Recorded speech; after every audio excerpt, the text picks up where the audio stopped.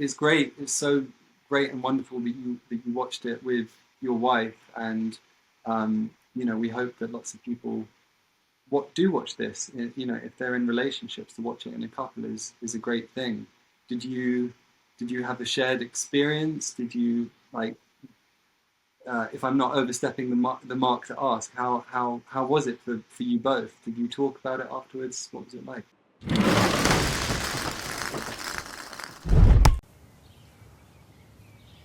Well, I don't want you to die first because, honestly, I know that I would be all right on my. I know that I can cope. I know that I would miss you like more than I can know now.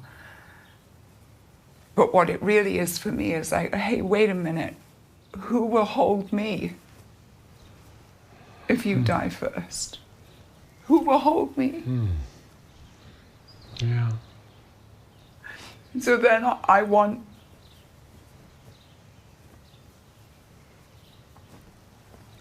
to die first so I get to be held by you. But I can't bear the thought of your being alone. Sometimes, and if I wake up before you, I look at the blanket covering you to see if it's still going open.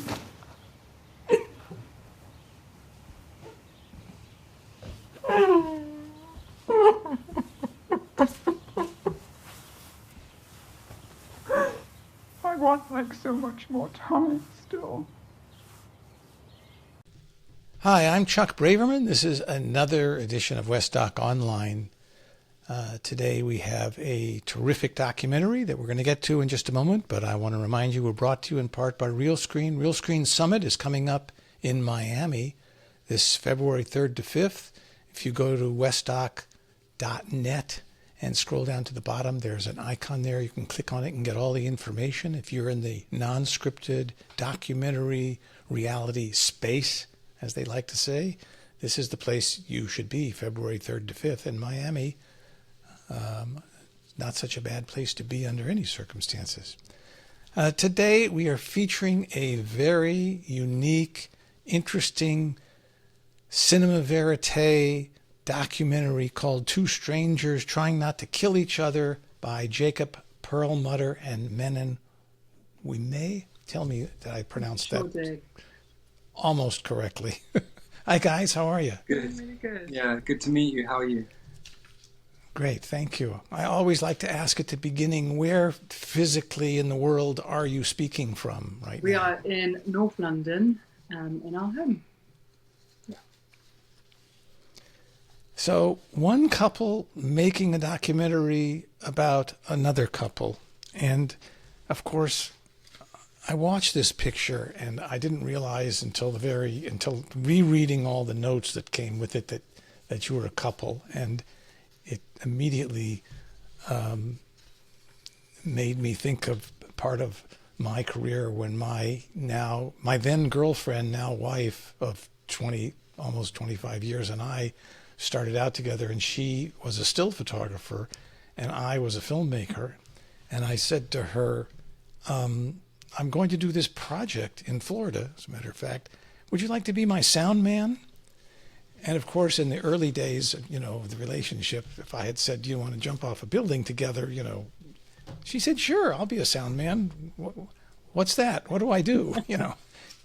And flash cut to a week later, she's holding a boom pole, with a wireless transmitting to my camera, which I'm shooting. So it's already deja vu all over again. But let's talk about two strangers trying not to kill each other. Do you want to give us, either of you, a little short description of this film? Yeah, sure. So the film is about an artist couple called Maggie Barrett and Joel Meyerowitz. Maggie Barrett is an incredibly talented writer, painter, musician, and she's married to Joel Meyerowitz, who is a kind of renowned street photographer, as well as landscape photographer, portrait photographer, various things. And he's known for for various projects. So they've been together for over 30 years. And Manon and I spent a year living with them in their home in Tuscany. Whenever we filmed between Tuscany and New York, we would stay in their home, which made for very kind of intimate and incredible situations that was all, based on trust. Anyway, so the film is basically about them at this time in their lives. At the time of filming, Maggie was 76, Joel was 84.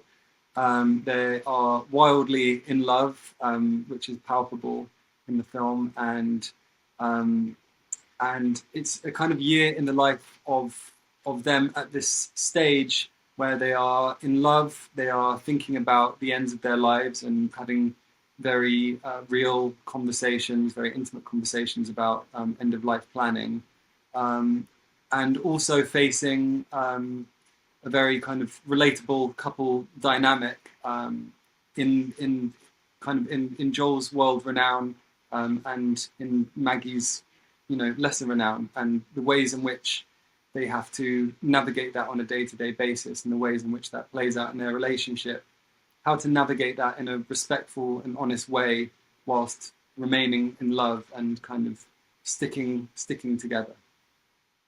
My first question was, how did you do this? How did you get inside their lives in such a revealing, non-invasive way? Now you gave away half the secret by saying that you were actually literally living with them, but there are so many incredible scenes where you're not the fly on the wall because you're invisible. There's not even a fly on the wall. I don't know, like in the bathtub together, lying asleep at night. The incredible scene with Maggie sitting in the back in the New York apartment, having a meltdown, for a lack of a better description. I mean, what was your deal with them, and what did you think when you were starting this film that you were going to get? Yeah, I mean, there are so many reasons why the film is the way it is, and the access was so intimate. But I think first and foremost, it was something to do with us being a couple, and them being a couple, and them being able to see themselves in us. There was a sort of mirroring, although there's like a 45-year gap between us all, between us and them. There was this mirroring of love and creativity in a relationship, and they could recognize themselves in that, which allowed them to take down any guards they might have had. And I think living with your participants, I mean, breakfast, lunch and dinner, you get to know each other so incredibly well. They get to know us, we get to know them. So much of our lives and what we were experiencing in our lives, they lived with us, and vice versa. So again, you're breaking down barriers, you're getting closer and more intimate. On a practical level, the cameras we had were really, really small. And also Joel has many cameras around the house, so what's one more? They sort of disappear. So it was kind of like a mixture of different reasons as to why we were able to get close to them. But also I think when you arrive at a certain point in your life, in your 70s and 80s, there's a wanting of, there's a giving back. There's a desire to share what you've learned in your life. And I think when we reached out to them, they were at a point of wanting to explore themselves, but also be able to share what they have learned on their journey and their relationship with an audience. Wisdom. Yeah, wisdom. And I think on that note, we would check in with Maggie and Joel all the time, on a daily basis. If something big had happened in the day, we would check in about that and just kind of talk through. It was really a process, it really was a process of living, of life unfolding, and of everyone having a huge awareness that there's a kind of simultaneous awareness of this process, which then also facilitated an invisibility from us. And I think that that kind of contract and that kind of soulful collaboration, if you like, was a really strong code for all of us to be able to find a shape. Also, just to build on, on a practical level, for folks who haven't yet seen the film, the camera never moves, and so we were always on these locked off, very precisely considered frames. And sometimes we would be with the camera, and oftentimes we would leave the camera rolling, and we would leave the space. So there was no kind of hard and fast rules. Sometimes we would stay because something might start happening, and it would be more disruptive to try and slink off. So that we depending on the day, depending on what was kind of going on in any given moment, we may or may not have been there. But again, there was a kind of flexible rhythm and a way that we found all living together and being together, whereby it just worked. It just really worked. And the intention was to be and to play. There was never sort of there was an idea of a relationship and a year. That was kind of the main idea around the film, and it was going to be more seasonal than sort of the narrative that it became. This is our first documentary. We've never made a film before, a feature length, and I think with that naivety, we were able to go into it with a very open approach, and I think that really helped us. What's the distribution here in the States and elsewhere? In the States, we're working with Cinetic on the sales. We don't have a distribution just yet. We're about to. I don't think I can say where we're about to play. We've just played in Camden. And then in the UK, we have got Modern Films on board as our distributor. And we're about to screen at the BFI London Film Festival this week. Do you mind if I ask what your ages are? 34, 35. Yeah. I loved the film. I thought the film was striking. I thought your framing, it was like a series of classic, wonderful stills that were moving and had sound in them. I mean, and I can't. There aren't too many films that are like that, And so let's get to the geeky part a little bit. When you said, Manon, you had small cameras. What little DSLR were you shooting with? We were using the Leica SL2S. Yeah. So really a photography camera, not a film camera at all. Really? Yes. I mean, that's sort of stunning. Yeah. And why did you choose that camera for video? I wouldn't think it would have been. I can't think of another film. I mean, I see street photography. Okay. Yeah. Well, I mean, I'll use that geeky thing to springboard into what became a really important philosophy for the making of this film from a film language perspective. Joel has always used Leica, as you say, Chuck, they're really the ultimate street photography camera. Now, yes, Leica aren't known for their moving picture capacity, but this SL2S was just incredible. I mean, really, we've been watching the film on some really big cinema screens, and we cannot believe that something holds up on such a large scale. Most of the time as well, we didn't even have external monitors, so we were really framing and finding focus on something that's like 2 inches rectangle. So the sensors are incredible, the ISO capacity is amazing, and they're really portable, and they really do disappear. And so when we were filming with friends of Maggie and Joel or other people in their lives, it just really meant that the gear disappeared. On the note of, I wanted to mention your point of these kind of classic frames. Something that was really important for our film language was that we wanted to build a language that came from Maggie and Joel. We're working with two artists as our participants, so what better way to honor them and try to kind of replicate their world than to build a language that comes from them. So Maggie plays piano throughout the film. That kind of becomes an emotional pulse throughout the edit, which works as a kind of an emotional pulse.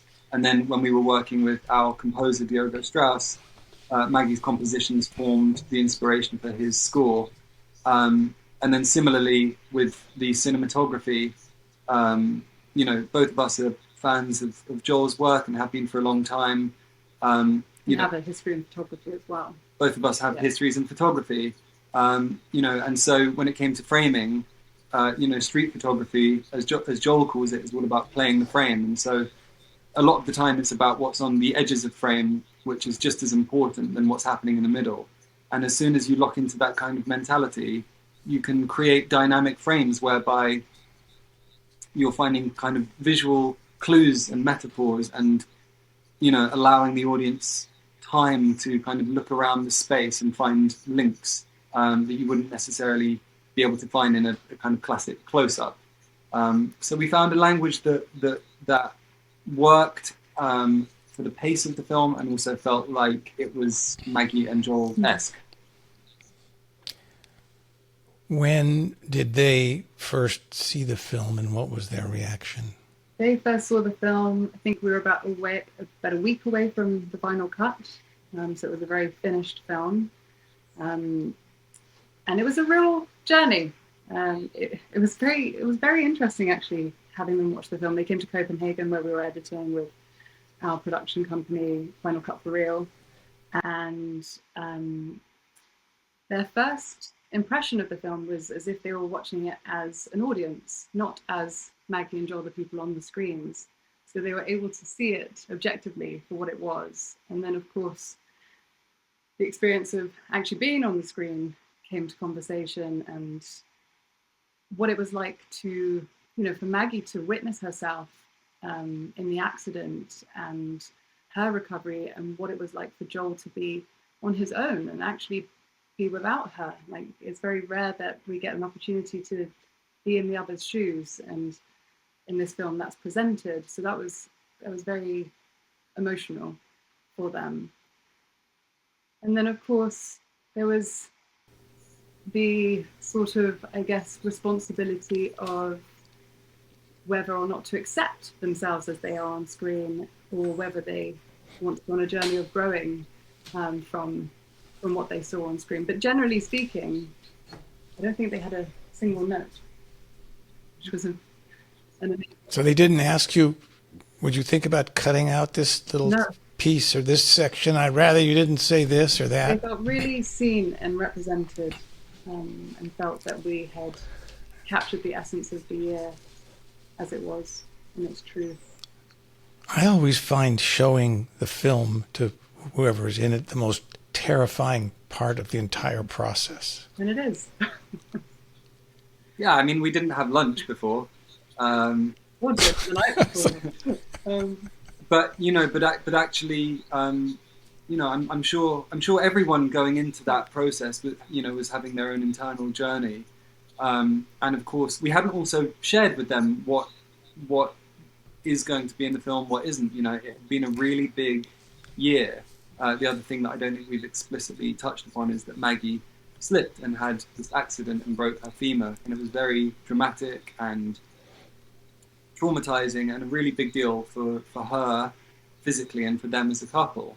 And so, a lot happens in the space of a year, and to compress that into a coherent, compelling, interesting 100-minute film that challenges its audience and takes them on an emotional journey and has a very particular film language without any kind of classical signposting or anything like that is a challenge. So a lot of stuff gets left out, is what I'm trying to say. And they met that reality with an incredible, they got it. It was really, I think the fact you're dealing with two really great artists here, and they know how it is to make a lot and then to leave a lot of the good stuff on the floor in order to tell the most coherent story. So it was a beautiful experience. It was, and we spent a year editing, and in that edit room, Jacob and I would finish each day and ask ourselves, is that Maggie and Joel? Would they recognize themselves? Yeah. Yeah, that's it. What was the shooting ratio? How many hours did we have? I few hundred. A few hundred. Yeah. How many? A few hundred. I can't quite remember now, but I think 200. A few hundred. I think 200. And why? I think 240 hours. And the film is 100 minutes long? Yeah. What's the relationship to the production company in Copenhagen? Why Copenhagen?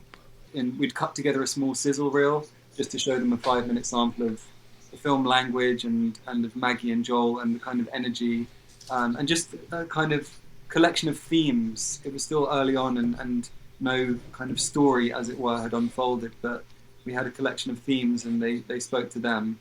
And we were extremely honoured because Final Cut for Real are responsible for the likes of The Act of Killing, The Look of Silence, Flea, House Made of Splinters. House Made of Splinters, President. I mean, they are really an incredible, multi-Oscar nominated, multi-Sundance winning production company. And they both took us under their wing and also collaborated with us and were deeply generous in showing us kind of what we had in this material. So it was a beautiful process. And then at some point, we were editing in London, which was great. And then we got to a point where we felt like we needed to be closer to Sina and to Janus. And so we relocated to Copenhagen, where we lived for 7 months and edited with an editor over there called Estefan Wagner, who's also a director. And so kind of did the second part of the edit there. How did the finances come about for this film, and what is the area of the budget? We got some private financing, and Melissa and James O'Shaughnessy Foundation gave us a grant. We also had Fremantle with Mandy Chang leading it under the label Undeniable, who came on board as a financier, as well as Jocelyn Barnes from Louverture. And then we got a grant from the Danish Film Institute. And we pre-sold the film to 3 locations in Norway, Denmark, and Sweden. Yeah. And Cinetic is representing it here? Correct. Is this film going to be submitted to the Academy for this year? I hope so. For the Oscars? You don't know? Not sure yet. Yeah, we're not sure yet, but we hope so. I have to go back to the very beginning in terms of what you were thinking going in. In hindsight, you can look at the film and say, oh, there was this dramatic event in the middle of the film, and they had such great intimate scenes, and he's a world-renowned photographer, and so on and so forth. But I'm just curious as to how did you ease your way? Did you ease your way into this, or did you just think that we'll be there for a year and something will happen for sure, and we'll be there, and because we're going to shoot 240 hours of footage? I'm just trying to figure out how you got going on this project. I once photographed the first 4 women to row across I believe the Pacific. Was it the Pacific or the Atlantic? I believe the Pacific. Which took them nearly a year. And the one thing that these 4 women all had in common was that they all had individually less than 2 years of rowing experience. And when they were forming their team and they were asking more experienced rowers if they would do this, the rowers said, absolutely no way, it's way too dangerous. And they made it, and they broke a world record, and it was for charity. And I think it was a beautiful combination of naivety and courage and just focusing on that mission and doing that thing was what kind of incentivized them and got them through it. And I think in many ways, it's wildly different because rowing has a very particular direction, although it's met with a billion challenges, obviously. But I think that our case was, we were, Manon's background is in photography, mine is in photography and film, and also music. And we we felt such a strong connection with Maggie and Joel, and both of us had worked individually on so many different art projects, and together we were forming a new language, a new form of collaborating for us as a couple. And so it was an exciting experiment, and really it was based on, let's just see what happens. We have no idea what's going to happen, but we feel a really strong connection with these people. We're committed somewhat to the framework of a year, and we quickly did some research on kind of 101 how to make documentaries, and learned things like you better form a film language early on, so that you have something like a rhythm to keep going with. And so we just followed our intuition. I think that they were, Maggie and Joel are such incredible, compelling people, and both of us are a fan as well of these kinds of documentaries, and also kind of kitchen sink dramas where not a huge amount happens as such, but it's all about the human condition. It's basic day-to-day stuff that we find thrilling as kind of drama, if you like. So it just felt right, and we just had to be there and keep doing our thing. Yeah, and also on an emotional level, I don't have so many sort of role models of couples that are in their later years that are still in love and still active artists and still living life in the fullness that Maggie and Joel do. And so for me, it was a projection into the future. Like, what could our lives be like? Could it be like them? Would we want it to be like them? How can we learn from them? So that was definitely something that motivated me and us all the way through, was this, an observation of an older couple that we could possibly be like. Yeah, hope to be like. It is life, real life, and you did a great job, and thank you so much for being on the show. Thank you. Can I ask you a question? Of course. Thanks. It's great. It's so great and wonderful that you watched it with your wife, and we hope that lots of people do watch this. If they're in relationships, to watch it in a couple is a great thing. Did you have a shared experience? Did you if I'm not overstepping the mark to ask, how was it for you both? Did you talk about it afterwards? What was it like? There's a lot in the film that's very close to our lives. So close, and the fact that, and now that it's bouncing off seeing you guys together, and I know from the notes that Manon, you did the sound, and Jacob obviously, was shooting, and this is exactly what Marilyn and I did, for a number of years, until she just said to me, "I'm not doing sound anymore, give me a camera." And she went off and started making her own films. We were in shock watching the film, because I see a lot of docs. I see everything. I'm a member of the Academy. I have access to all the films that come through. And, this show it has a very large audience of filmmakers, I think. And the publicists have now caught on, and I don't have to ask them for films usually. They're pushing films on me. It was too close for comfort in some ways. And when I said I really enjoyed it, I'm telling you, I think you guys made a classic vérité film, that is truly vérité and so real. And some of it I even wondered, and I'm going to ask you now, was any of it staged? Did you ask them to move over there a little bit more, or can you re-say that line? And by the way, and how was it mic'd?